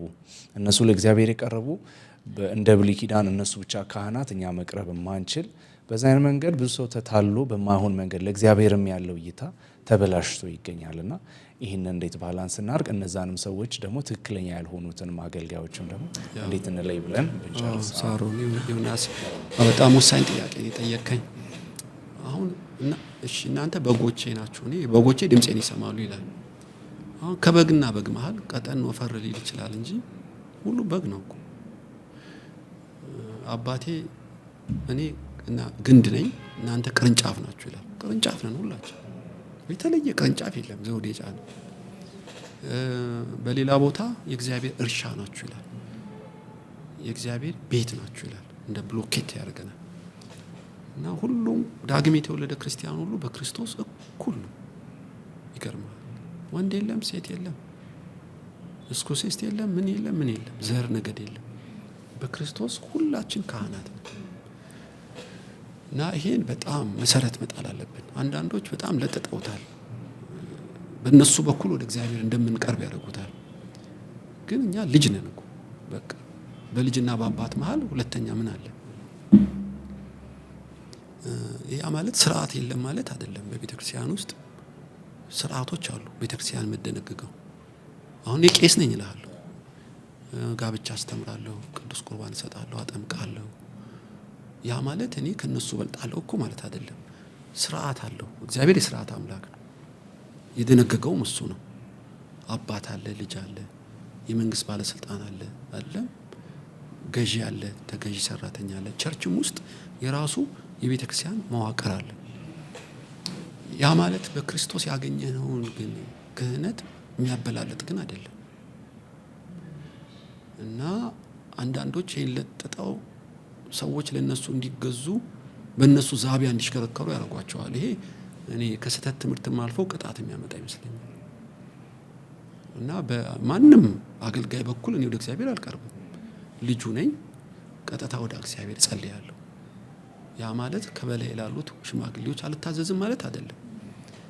ከበላይ ላሉት አገልጋይ አልገዛም ማለት አይደለም። ግን በመስቀሉ ስራ በኩል የእግዚአብሔር ልጅነታችን እኩል ነው። ልጅ ነኝ እኔና ጳውሎስ፣ ሐዋርያው ጳውሎስ እኩል ልጅ ነን።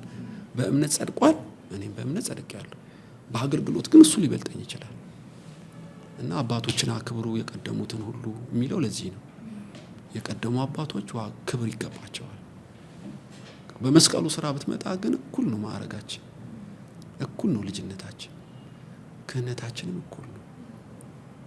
እና እኔ ለሚሰሙት ወጣቶች ሁሉ ምለው የቅዱስ ሕዝብ ናቸው፣ ለርስቱ የተለዩ ወገን ናቸው፣ የእግዚአብሔርን በጎነት ለመናገር የተላኩ ካህናት ናቸው። ሁላችን ይሄ ኃላፊነት አለብን።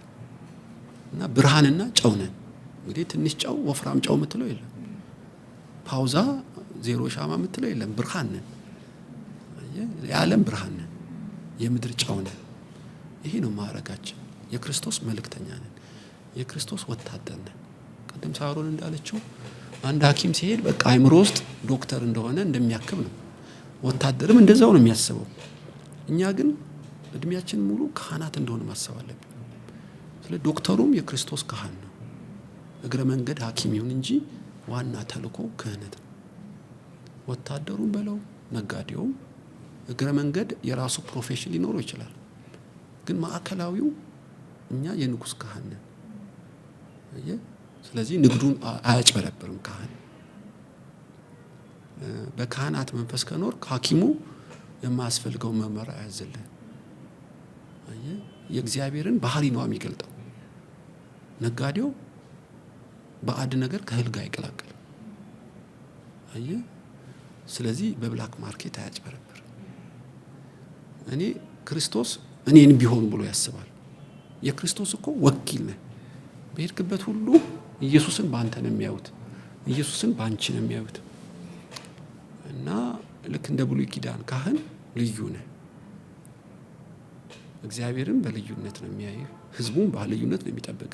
ይህን የክህነት ሮል በምድር ላይ ካልሰራን ማለት ካልተገለጥን አልገባንም ወይም እግዚአብሔርን አልፈራንም ማለት ነው።